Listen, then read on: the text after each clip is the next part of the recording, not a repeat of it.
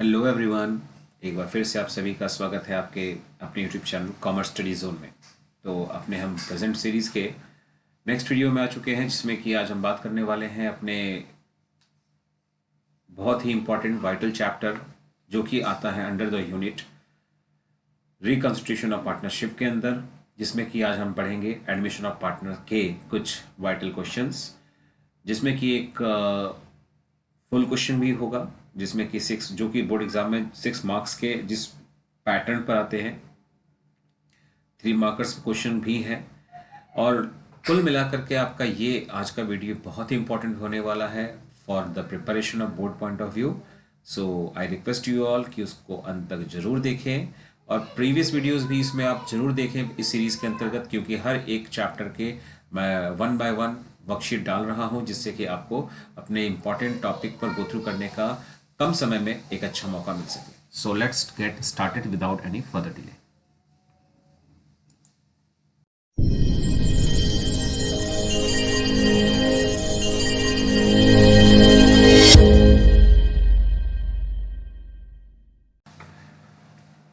So let's start with the first question, and that is again MCQ based. A and B are partners in 5:3. They admitted C as a partner, and it was decided that the ratio between B and C will be same as between A and B. So this is one of the toughest question in the chapter, and कह सकते हो आप कि एक trending type of question है जो कि आजकल ज़्यादातर देखने को मिलता है इस टाइपोलॉजी ऑफ में क्वेश्चन में। एंड इस तरह के क्वेश्चंस में क्या सबसे बड़ा टफ मैटर है कि यहाँ पर other than the old ratio कोई और डिजिट नहीं होता, सिवा इसके कि इसमें एक रिलेशनशिप डिफाइन किया होता है अदर पार्टनर्स का।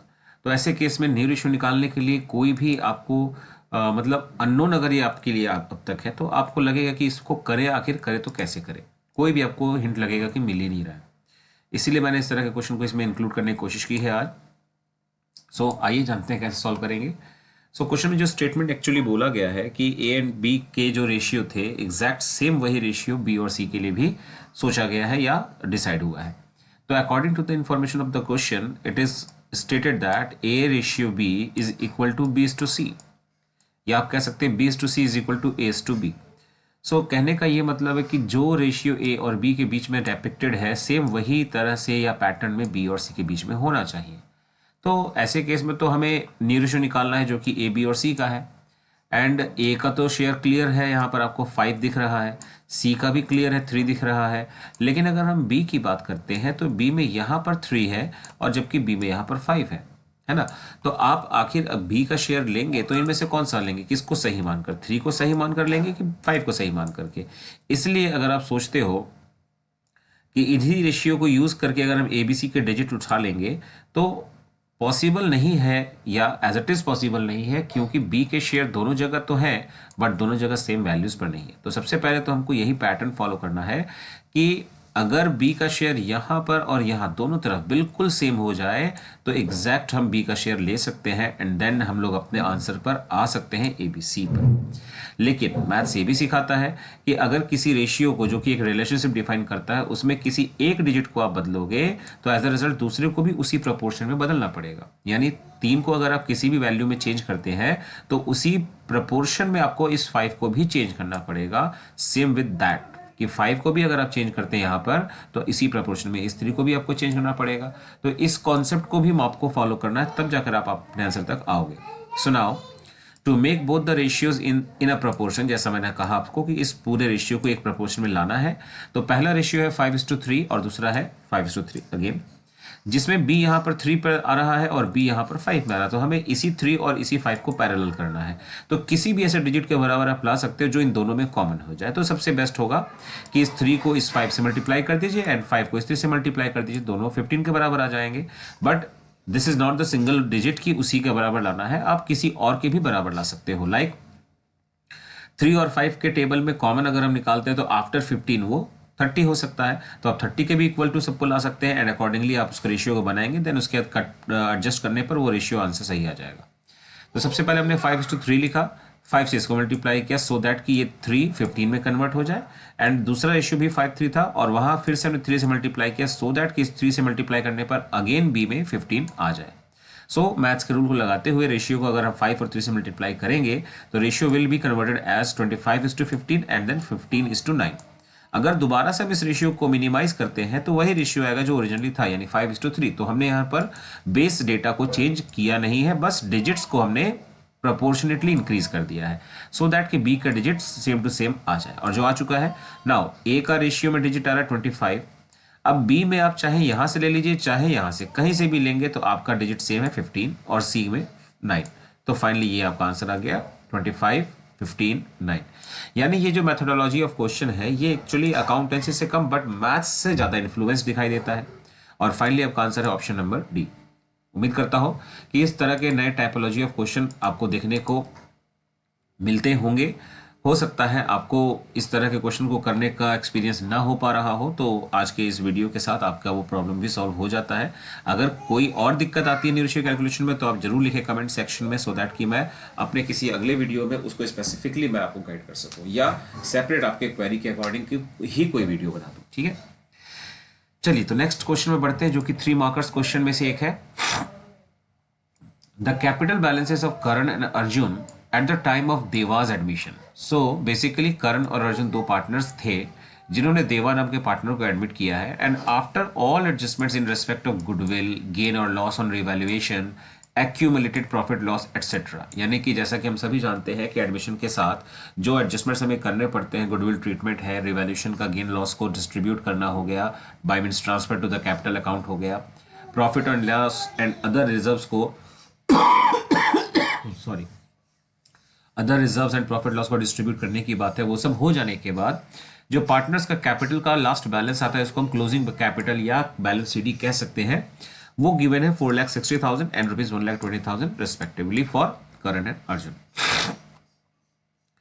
देवा ब्रॉट 1,50,000 एज इज कैपिटल, तो न्यू पार्टनर का कैपिटल भी गिवन है 1,50,000 and the new ratio between Karan Arjun and देवा वाज डिसाइडेड एज 3:1:1, तो न्यू रेशियो भी दे दिया गया।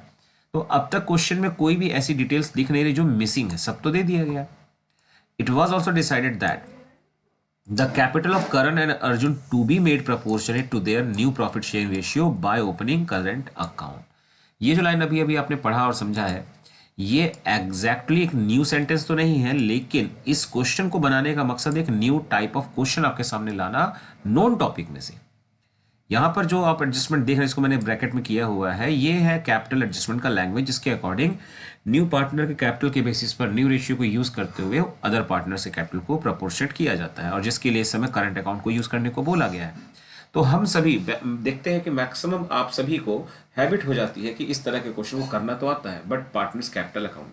और यहाँ पे क्या रिक्वायरमेंट देख रहे हैं आप, पास करनी है आपको entries in the books of the firm and working दिखाने। तो उम्मीद करते हैं वर्किंग्स में तो प्रॉब्लम किसी को नहीं आएगी, लेकिन एंट्रीज जो कि एज यूजुअल नहीं करते हैं हम इस टॉपिक में, वो चीज़ आपको करने को मिले एग्जाम में अगर, तो टॉपिक अपने आप टफ या एक नया बन जाता है। तो इसीलिए मैंने इस टाइप के क्वेश्चन को 3 मार्क्स में इंक्लूड करने की कोशिश की है। तो लेट्स सी कि आप इसमें क्या करने वाले हैं। तो सबसे पहले तो मैं कैलकुलेशन पार्ट को दिखाना चाहूँगा आपको कि करना क्या होता है। जब भी न्यू पार्टनर के कैपिटल को यूज़ करने के साथ या यूज़ करके बेसिस के तौर पर उसको यूज़ करके अदर पार्टनर से कैपिटल को प्रोपोर्शनेट करते हैं, तो first we need to calculate the total capital of the firm, जिसके लिए न्यू पार्टनर से कैपिटल को लिया जाता है एंड उसी के शेयर का रेसिप्रोकल मल्टीप्लाई कर देते हैं, जो कि रेशियो के अकॉर्डिंग 1 था, यानी 1/5, तो 5/1 हो जाएगा। तो 7,50,000 is the total amount of capital of the new firm, and then इसी न्यू कैपिटल को आप बांट देते हैं among all the partners in the new ratio, जिसमें से आप देखेंगे कि न्यू पार्टनर का शेयर ऑफ कैपिटल कभी भी चेंज नहीं होता, क्योंकि वो उसी को बेस लेकर के ही सब कुछ बनाया जा रहा है। तो उसके कैपिटल को रिकैलकुलेट करने की कोई जरूरत नहीं है, आपको बेसिकली कैलकुलेट करना होगा फॉर ओल्ड और अदर पार्टनर्स। तो मैंने भी वही काम किया है, करण एंड अर्जुन का कैलकुलेशन आपको दिखा दिया है। 7,50,000 के वैल्यू में उनके रेशियो के according 3/5 and 1/5, that will be 450 and 1,50,000, and accordingly आप अगर न्यू पार्टनर देवा का कैलकुलेट भी करना चाहो तो करिए, आपको 1,50,000 वापस मिल जाएगा। तो that will only waste your time, nothing else you can get. Now as you all know कि कैपिटल को जब रीएडजस्ट किया जाता है तो सर्टेन अमाउंट ऑफ एक्सेस और deficiency found in the capital, जो कि उनको इधर ब्रॉड करना पड़ता है और विड्रॉ करना पड़ता है कैश के द्वारा, और या फिर उसके लिए करंट अकाउंट को ओपन कर दिया जाता है। And according to the question या इन्फॉर्मेशन हम कह सकते हैं हमें करंट अकाउंट को ओपन करने को कहा गया। So we can't go for cash और बैंक अकाउंट। नाउ करंट के अकाउंट में अगर हम देखें तो earlier it was 4,60,000 as capital balance. Now as per the readjusted capital it will be ₹4,50,000 only. So 4,60,000 में से आपको बेसिकली 10,000 रुपये विड्रॉ करने हैं, यानी कैपिटल को रिड्यूस करना है, लेकिन कैश नहीं आप विड्रॉ कर सकते, आपको उसी चीज के लिए करंट अकाउंट ओपन करना है। एंड देन अर्जुन की बात करते हैं तो 1,20,000 का कैपिटल था एंड इसको कन्वर्ट करके ले जाना है 1,50,000 बिकॉज अर्जुन का न्यू कैपिटल 1,50,000 आ रहा है।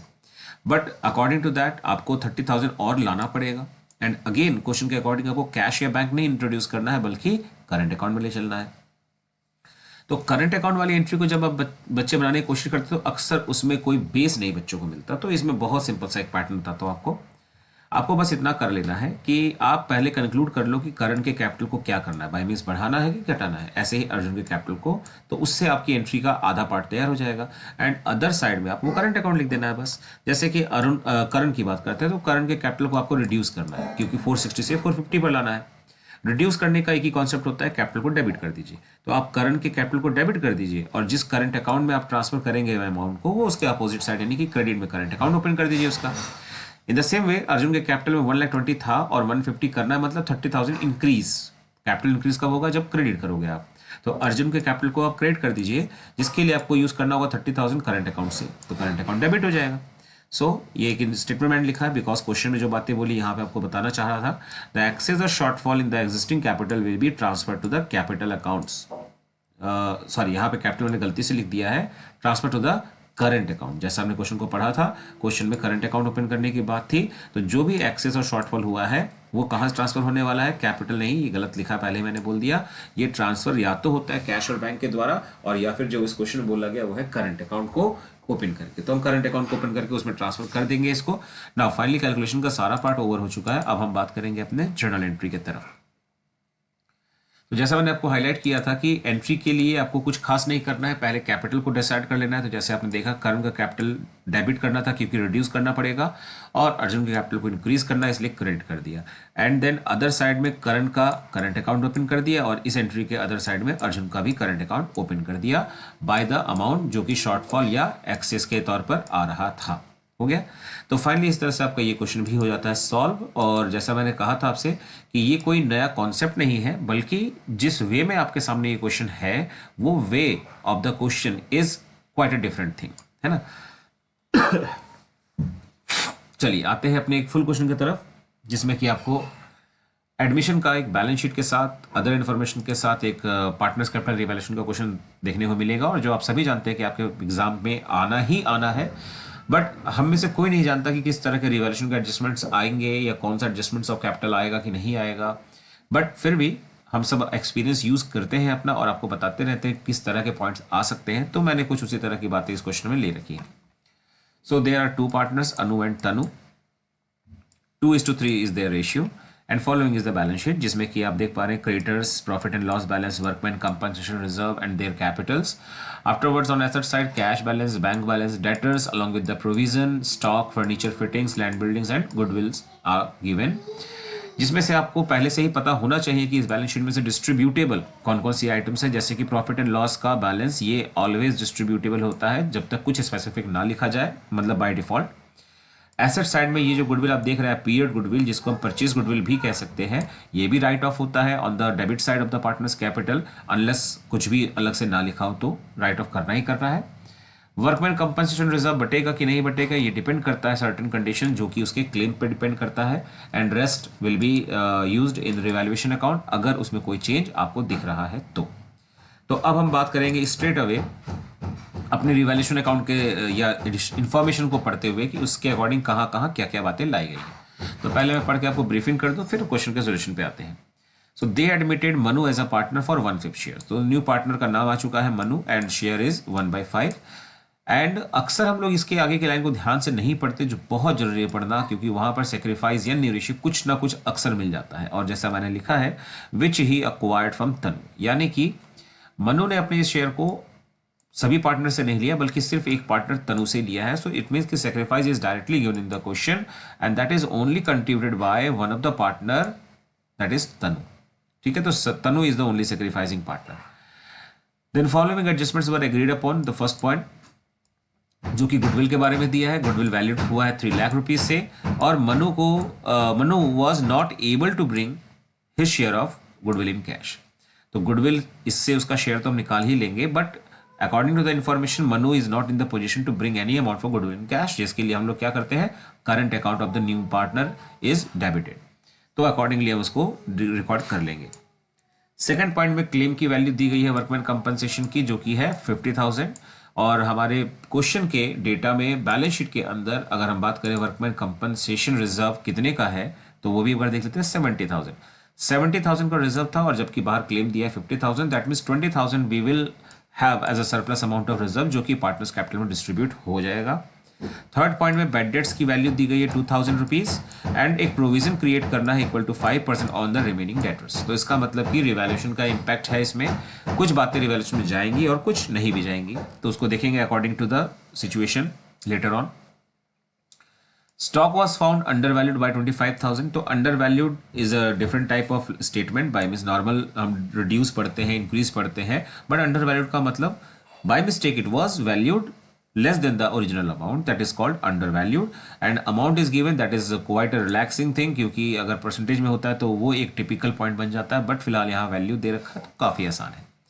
Last one is Manu brought his proportionate amount of capital. तो न्यू पार्टनर का कैपिटल मिसिंग है, वो हमें कैलकुलेट करना पड़ेगा as a concept of this question. यहाँ पे मैं फोकस करना चाहता हूँ, and you are required to prepare revaluation account and partners capital account, जो मोस्ट ऑफ द केस में ट्रेंडिंग है 6 नंबर के लिए, क्योंकि अब आना होता है। आप सभी जानते हैं कि बैलेंस शीट की अब कोई खास एक्सिस्टेंस नहीं रह जाती। स्टिल आपको जरूर मैं सलाह दूंगा कि बैलेंस शीट के कुछ क्वेश्चन की प्रैक्टिस जरूर करें, क्योंकि अगर एग्जाम में छोटा कोई क्वेश्चन बना दिया गया जिसमें बैलेंस शीट मांगा गया है और आपने प्रैक्टिस ही छोड़ दिया, so you will be unable to make the balance sheet, and जिसकी वजह से आपको 1 या 2 नंबर का नुकसान सहना भी पड़ सकता है। तो बेटर होगा कि आप बैलेंस शीट वाले क्वेश्चन की भी प्रैक्टिस जरूर 1 से 2 कर लें। नाउ अब रिवैल्यूएशन के पॉइंट्स में आते हैं, जिसमें सबसे पहले तो हम देखें डेटर्स का पॉइंट। डेटर्स के पॉइंट को कभी भी आपको कॉन्फिडेंसली सही करना है तो आपको क्या करना है, पहले डेटर्स का जैसे 11th क्लास में सोल्यूशन होता था वैसे कर लेना चाहिए। डेटर्स की वैल्यू थी 1,22,000, and then bad debts as given in the question is ₹2,000। Afterwards it will be remaining amount, it will have the remaining amount of 1,20,000, and then a provision is created at the rate 5% on the remaining debtors, it will be 6,000. So as after the deduction of all the values it will be ₹1,14,000, जो balance sheet में आना चाहिए, है ना। अब इसी को देखकर आपको कंपेयर करना, रिवैल्यूएशन के डेटा समझने होंगे। तो सबसे पहला पॉइंट था आपका कि बैड डेट्स हो गया है 2,000। तो जैसा आप सभी जानते हैं कि जो बैड डेट्स होता है ये डायरेक्टली रिवैल्यूएशन के डेबिट में नहीं आता है। नो डाउट रिवैल्यूएशन डेबिट में आता है, लेकिन अगर आप इसको डायरेक्ट ऐसे लिख देंगे तो कभी कभार सही तो होंगे, बट मैक्सिमम टाइम आप गलत हो जाओगे, क्योंकि आपका बैड डेट जो होता है ये तब आता है रिवैल्यूएशन में जब आपके एग्जिस्टिंग प्रोविजन से वो सेट ऑफ या एडजस्ट या माइनस नहीं हो पाता। तो जैसा आप देख रहे हैं मैंने यहाँ लिखा हुआ एरो बनाकर, एडजस्टेड थ्रू एग्जिस्टिंग प्रोविजन, और आपको अगर ध्यान हो तो इस क्वेश्चन में कुछ प्रोविजन भी दिया गया था। अब देखते हैं वो प्रोविजन कितने का था। ये रहा बैलेंस शीट। जैसा आप देख पा रहे हैं बैलेंस शीट में डेटर्स में से 5,000 रुपीज का एक प्रोविजन माइनस किया गया है। तो इसका मतलब हमारे पास 5,000 रुपीज तक का ऑलरेडी एडजस्टमेंट्स अवेलेबल है बैड डेट्स इनकेस अगर होता है तो, और जो कि हुआ है। यानी हम 2,000 के बैड डेट्स को डायरेक्ट नहीं दिखा सकते, पहले इसको हम प्रोविजन से एडजस्ट करेंगे जो इजीली हो जाएगा। तो that means further bad debts बची भी नहीं रहा। अगर ये होता कि बैड डेट्स होता 10,000 और हमारे पास प्रोविजन था कितना 5,000, तो हम लोग कह पाते कि 5,000 रुपीज का बैड डेट्स एडजस्ट हो जाएगा, रिमेनिंग नहीं होगा, then that remaining bad debts will be transfer to the debit side of revaluation. लेकिन यहाँ पर मामला कुछ ऐसा है कि बैड डेट्स राइट ऑफ हो जा रहा है बड़ी इजीली, क्योंकि हमारे पास प्रोविजन की वैल्यू है 5,000 एंड बैड डेट्स है ओनली 2,000, तो बैड डेट्स बचेगा ही नहीं। इसीलिए आप देख पा रहे हैं कि आपके रिवैल्यूएशन के डेबिट में कहीं भी बैड डेट्स है ही नहीं। ठीक है, तो ये हो गई एक बहुत इंपॉर्टेंट बात। सेकेंड चीज, जब भी आप बैड डेट्स को एडजस्ट करेंगे अपने एग्जिस्टिंग प्रोविजन से, तो आपको ये भी याद रखना है कि आपकी प्रोविजन की वैल्यू भी साइमल्टेनियसली क्या हो जाती है, रिड्यूस। पहले प्रोविजन था आपके पास 5000, but after writing off the amount of 2000 of bad debts it will remain as ₹3000 only. So now the amount of existing provision is only 3000 and the provision now required to be created is ₹6000. तो अब आप इसको compare कर लीजिए, जैसा आपने देखा मैंने एरो बना रखा है, यहाँ पे जो कैलकुलेटेड अमाउंट ऑफ प्रोविजन है उसको आप कंपेयर कर लीजिए अपने रिमेनिंग या एग्जिस्टिंग अमाउंट ऑफ प्रोविजन, तब आपको पता चल जाएगा कि आपको प्रोविजन को इंक्रीज करना है कि डिक्रीज. तो आपके पास बचा हुआ प्रोविजन है कितना, 5, और आपको ये पहुंचाना कितने तक है, 6 तक. यानी आपको 5 मैंने गलती से बोल दिया, 5 तो था, 3 बचा था और पहुंचाना है आपको 3 तक, यानी कि आपको 6 तक, यानी कि आपको ₹3000 का प्रोविजन इंक्रीज करना पड़ेगा, जो एज अ कंक्लूजन मैंने यहाँ पर लिखा भी हुआ है. तो इस तरह से फाइनली प्रोविजन डेबिट में आ रहा है ₹3000 से. अब बात करते हैं स्टॉक की. तो स्टॉक, जैसा आपको याद है क्वेश्चन में बोला गया था अंडर वैल्यू, जिसका मतलब होता है गलती से बाय मिस्टेक वैल्यूएशन उसका शॉर्ट हुआ है असली अमाउंट से. तो अब हमें करेक्ट करने के लिए उसको इंक्रीज करना पड़ेगा, दैट इज वाई रिवैल्यूएशन के क्रेडिट में आएगा स्टॉक 25,000 से. और कोई ऐसा पॉइंट है नहीं क्वेश्चन में जो कि हमारे रिवैल्यूएशन में आने लायक है, क्योंकि वर्कमैन का क्लेम उसके रिजर्व से कम है, तो इसलिए फर्दर कोई लॉस नहीं हो रहा जो कि हमारे रिवैल्यूएशन में जाए, इसलिए और कोई पॉइंट बच नहीं रहा. तो फाइनली डिफरेंस निकालकर हमने प्रॉफिट शेयर कर दिया है पार्टनर्स के एग्जिस्टिंग रेशियो यानी ओल्ड रेशियो में, जो कि 2:3 था. एंड इस तरह से रिवैल्यूएशन अकाउंट जो कि 2 नंबर के इक्वल टू होता है आमतौर पर, वो आपका बन चुका है. अब हम बात करेंगे अपने पार्टनर्स कैपिटल अकाउंट की, और जिसके बाद उसका कैपिटल कैलकुलेशन भी हमें करना है. सो ये रहा आपका पार्टनर्स कैपिटल अकाउंट, जिसमें पहला स्टेप आपका होता है ऑलवेज बैलेंस बीडी का, यानी कि the capital of the old partner जो ऑलरेडी एग्जिस्ट कर रहा है and which is given as ₹4 lakh and 3,50,000 for partners, old partners. And then revaluation का जो गेन आया था जिसको हमने डिस्ट्रीब्यूट किया था उनके ओल्ड रेशियो में, उसको हमने डेबिट साइड यानी यहाँ पे कहीं बांटा था, उसको हम अपोजिट डायरेक्शन में यहाँ पर डिस्ट्रीब्यूट कर लेते हैं. The simple trick, by revaluation account उनका डिस्ट्रीब्यूटेड अमाउंट ऑफ प्रॉफिट और गेन ऑन रिवैल्यूएशन आ चुका है. देन हमने देखा था हमारे बैलेंस शीट के लायबिलिटीज में यहाँ पर प्रॉफिट एंड लॉस का बैलेंस था एज अ डिस्ट्रीब्यूटेबल आइटम, और एसेट्स में यहाँ गुडविल भी था, एंड ये ऑलवेज डिस्ट्रीब्यूटेबल होते हैं. तो यहाँ से इसको यहाँ पर लाकर बांट देंगे ओल्ड रेशियो में, और गुडविल को वहाँ से यहाँ लाकर बांट देंगे ओल्ड रेशियो में. जैसा आप देख पा रहे हैं, जो डिस्ट्रीब्यूशन का सिंपल सा ट्रिक है वो यही है, अपोजिट डायरेक्शन में लाकर बांट दीजिए. तो by profit and loss account old ratio में बांट दिया गया, तो ये डिस्ट्रीब्यूशन हो गया. एंड टू गुडविल अकाउंट ये भी ओल्ड रेशियो में बांट दिया, तो ये भी डिस्ट्रीब्यूट हो चुका है. Now balance BD, revaluation account and distribution of distributable items के बाद अगला स्टेप आपका आता है गुडविल ट्रीटमेंट, जिसमें कि न्यू पार्टनर गुडविल लाया नहीं लाया, अकॉर्डिंगली हम लोग सॉल्व करते हैं. जैसा क्वेश्चन में आपको याद है कि लिखा गया था new partner was unable to bring the amount of goodwill, that is why हम लोग प्रीमियम वर्ड नहीं यूज कर पा रहे हैं. We have to open the current account of the incoming partner, so that is why Manu's current account is credited here in the partners capital account, जिसमें new partner का goodwill share जाता है और जो सिर्फ उसको ही मिलता है जो कि सेक्रीफाइसिंग पार्टनर कहलाते हैं.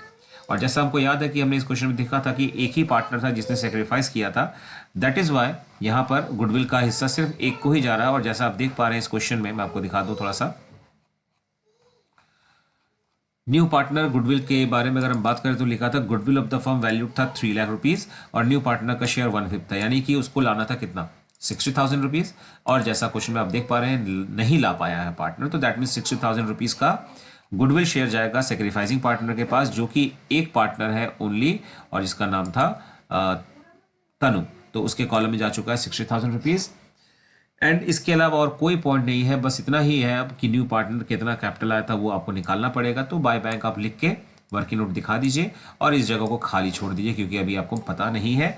टोटल भी खाली छोड़ दीजिए, यहाँ भी छोड़ दीजिए ब्लैंक, और बाकी कॉलम्स को आप फिल कर सकते हैं क्योंकि आपको सारी वैल्यूज पता है. आप टोटलिंग कर सकते हैं, टोटलिंग के बाद यहाँ से डिफरेंस निकालकर बैलेंस शीट भी निकाल सकते हैं फॉर बोथ द पार्टनर्स. तो यानी आप बैलेंस शीट आप कैलकुलेट कर लीजिए एग्जिस्टिंग पार्टनर्स का, और न्यू पार्टनर के कॉलम को आप खाली छोड़ दीजिए. जैसे ही वर्किंग नोट आपका पूरा होगा तब आप उसको फिल कर लेना है ना. तो जब भी हमें न्यू पार्टनर का कैपिटल निकालना है तो first we need to calculate the combined capital of the old partners after the adjustments, जो कि इस समय था 442,800 एंड 474,200. टोटल बनता है 917,000. अब क्वेश्चन में कहा था न्यू पार्टनर प्रोपोर्शनेट कैपिटल आएगा, तो प्रोपोर्शनेट कैपिटल को निकालने के लिए आपको पहुंचना पड़ेगा टोटल कैपिटल तक, यानी कंबाइंड कैपिटल से आपको यहां तक आना है. जिसको निकालने के लिए आपको बीच में रिमेनिंग शेयर भी चाहिए होगा, क्योंकि ये कैपिटल किसका होता है, ये कैपिटल होता है रिमेनिंग पार्टनर्स का, इसलिए रिमेनिंग पार्टनर्स का ही शेयर हमको चाहिए क्योंकि उसी का रेसिप्रोकल से आएगा। तो 1 माइनस 1/5 कर देंगे जो कि न्यू पार्टनर का शेयर है, तो रिमेनिंग शेयर आ जाएगा 4/5, यानी ये है उन पार्टनर का टोटल शेयर जिनका कि कैपिटल 9,17,000 है। अब अगर इसके रिवर्स फ्रैक्शन से मल्टीप्लाई कर देंगे तो टोटल कैपिटल की वैल्यू हमारे पास आ जाएगी, दैट इज 9,17,000 इंटू 5/4।